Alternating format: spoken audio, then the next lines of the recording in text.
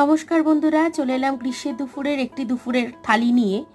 এখানে আছে গরম ভাত, সাথে আছে পেঁয়াজ এবং রসুন ভেজে লক্ষ্মী নোটে ভাজা, সাথে আছে শুকনো লঙ্কা, তেজপাতা, আদা, মৌরি বাটা ও হিং ফোড়ন দিয়ে ভাজা বিউলির ডাল। রেসিপি লাগলে বলবেন, আমি অবশ্যই চ্যানেলে পোস্ট করব। এখানে বিউলির ডালের আরেক যুগলবন্দি ঝিঙে আলু পোস্ত। বিউলির ডালের সাথে পোস্ত ছাড়া ভাবাই যায় না, আর গ্রীষ্মের দুপুরে এরকম একটা খাবার অপূর্ব লাগে খেতে।